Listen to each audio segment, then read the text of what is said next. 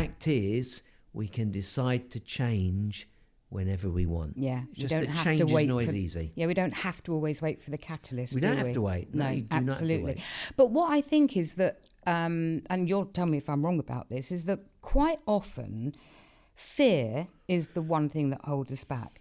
And if that fear, so for example, the fear of regain, for example, is kind of louder than their progress. So somebody that's lost loads and loads of weight, it's really visible.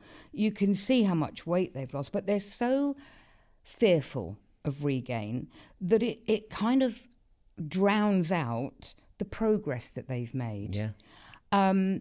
How can we help people like that they just don't, it's like they don't give themselves any credit for all the good stuff they've done? Okay, I'll answer that in two ways. So first I'll explain why that happens. Yeah, please. So it's identity, ultimately. So if you've been large for some time, and then you've just got accustomed to saying that's just the way I am, it's who I am. As you said, my whole family's been that way. That may or may not be true. But people tend to become that personality. They become that identity. And they believe it's just the way it is. There's a book, I believe it's from the 60s, it's called Cybernetics, and it was a plastic surgeon that would help people really with things like burns, scars, maybe they've been in the military and they've been hit by a bomb or something, or burns and things. So he would help them and do the skin grafts and really help them and change the way they looked. But despite the plastic surgery, they still felt that they weren't corrected. They still had the same problem mentally. Psychologically, they didn't improve. And so that's why he wrote the book, because he realized that actually people are saying, well, it's my weight, and they lose the weight and they've still got the same problem.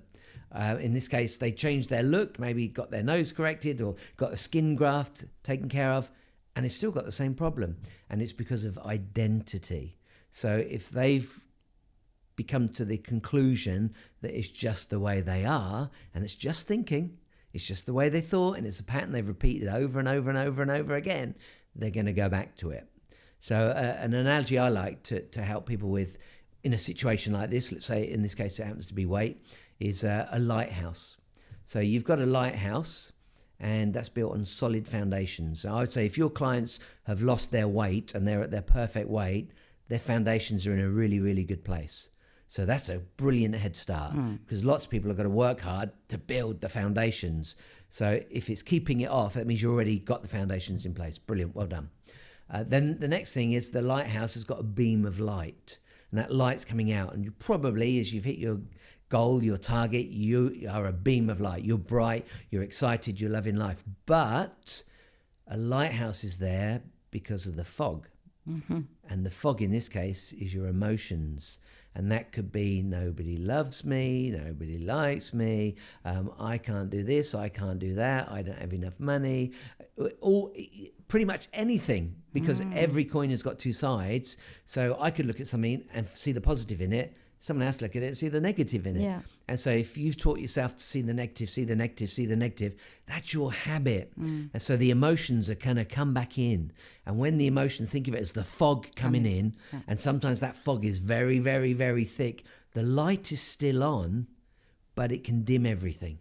I love that analogy. If you're not careful, you feel like the light has gone out, but it hasn't. It's the emotions you got to deal with. You shine through the emotions. Yeah, that is a great analogy. And then last one on it is maintenance. So like a lighthouse, you've got to care for it all the time. You might have to change the bulb now and again because it's out there in the sea on the end of a rock. You've got to paint it, keep it looking clean. You might have to fix some of the inside. So general maintenance.